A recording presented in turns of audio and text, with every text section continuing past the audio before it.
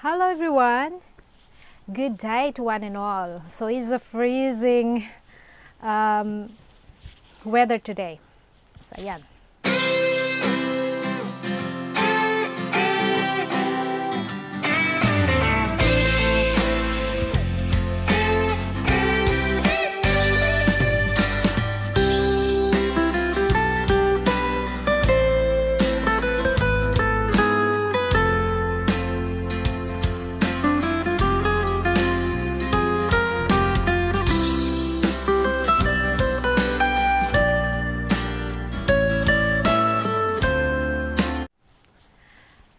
Our vlog is all about sa natapos na presidential debate. So this presidential debate, alam ninyong lahat at siguro napanood na din ninyo.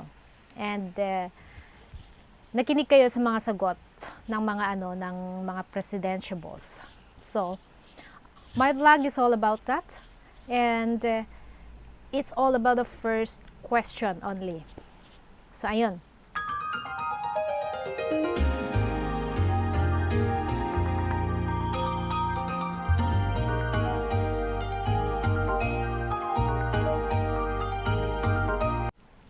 So before the first question, this SMNI debate was arranged by Pastor Kiboloy of the SMNI network. Okay, so ayun. And they have their own panelist. Walang kinalaman yung mga yung may-ari ng SMNI doon. They have their own panelist.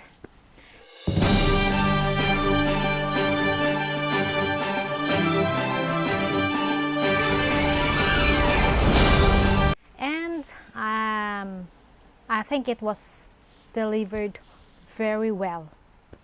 So, unang silip ko sa setting ng SMNI debate was it was very good. The lightning effect nandun,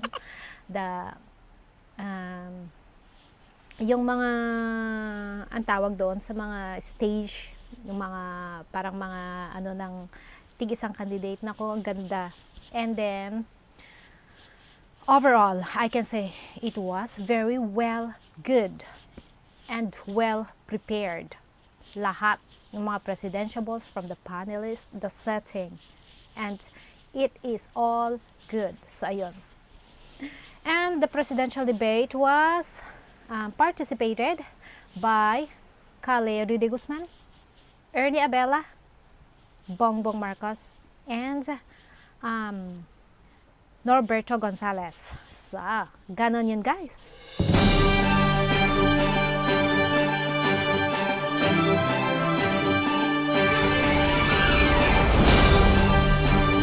So at first, nalaman ko na nag-back out yung apat, sina Isko, Lacson, Robredo, and Pacman.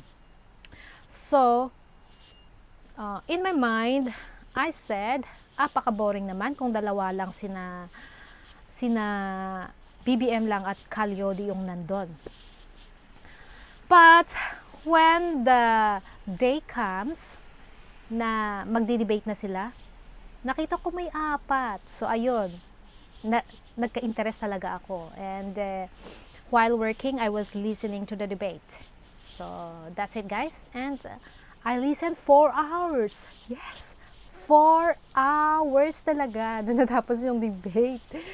So, but that was okay because I enjoyed listening to their answers, the questions, and how the panelists have their follow-ups. So, yun siguro yung nagpahaba ng debate na yun.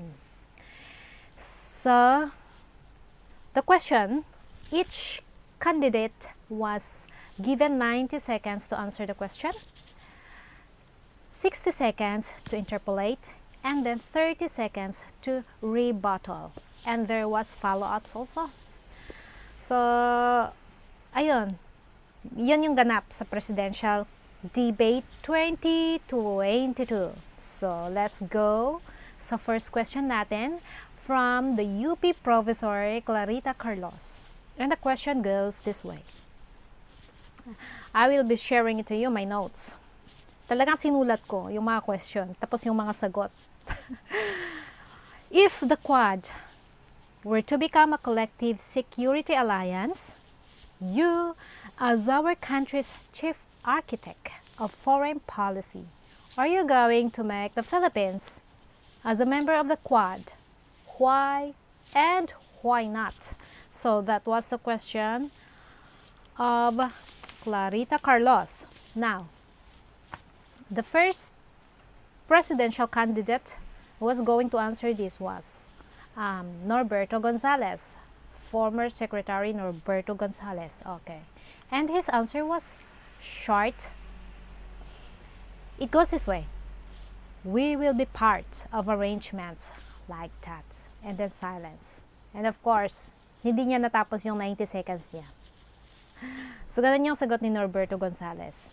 Because ako din, nawindang ako sa question na if the Quad, sabi niya ganun. Ano ba yung Quad? So, yun yung naisip ko. At saka yung naisip ko, my gosh, sino kaya yung unang sasagot? So, ayun. And then, second presidential candidate to answer this was former Secretary and spokesperson, Secretary Ernie Abella. So, this was his answer. Philippines needs to retain its foreign policy, etc. Blah, blah, blah. We can maintain relationship, but not to join. What's that? Not to join? Not to join the Quad that Madam Clarita was asking. So, yun yung sagot ni Sir Ernie Abella. Actually, magaling si Sir Ernie Abella sumagot. You know, the tone of his voice and firm na firm yung pagsagot din niya is, wow, I'm loving this person. Sabi ng isip ko, habang nakikinig sa kanya, magaling siyang sumagot. So, yun. And then, the third presidential candidate to answer the question was BBM. And, of course, I'm going to dwell more on Sir BBM's answer, okay? Because nag-ano siya, yung explanation niya. Doon ako nakikinig sa mga explanation niya. So, ayun. Medyo mag-dwell ako doon. His answer was this. Any of this agreement, we should, as long as it is very clear to us what is the advantage in the Philippines. So, ayun yung iniisip niya. The agreement, we should look on the agreement. Basta, titingnan din natin yung benefit ng Pilipinas. Kung ano man yung agreement na yan. We should always think of the fine line. So, ayun din, yung ulit-ulitin niyang sinasabi sa lahat ng mga interviews niya and all his speeches. Narinig ko na yan sa kanya. So, it's not new and his stand was really firm when it comes to this foreign policy. So, sabi niya, always think of the fine line that the Philippines has going to thread. So, nag-follow up si Professor Clarita Carlos doon. And then, sumagot si Sir BBM, sabi niya, one principle na dapat nating tingnan is that we will not cede 1 square inch of the Philippines to any country. And that is firm. That is strong. And I love it. So, nag-follow up ulit si Ma'am Clarita Carlos. Sabi niya ganyan. Suppose you have a situation where China is trying to take us in and embrace us within his sphere of influence. How would you react as our chief architect of foreign policy? Sabi ni BBM, once again, in terms of specifically to China, the correct approach is engagement. No matter how these superpowers is trying to do, we have to work in the interest of the Philippines. O, diba? That's something we should think also. Sabi pa niya, having a highly strategic geographical location in the world, really, we have to walk that very fine line. Because if these superpowers sneeze at the same time, we will disappear from the map. So that is heavy. For me, that is the best answer. This guy, BBM, really knows his country, and he's not going to cede any single square inch of our country sa ibang country. And in any situation, he's always after the good of the many. Not for him, not for himself, not only for his family, but for the good of the many. Yes, for the interest of the many. So that's what I'm loving about this first question by Clarita Carlos. And the fourth one to answer this question was Kaliodi. And sabi din niya doon is we need to fight for what is ours.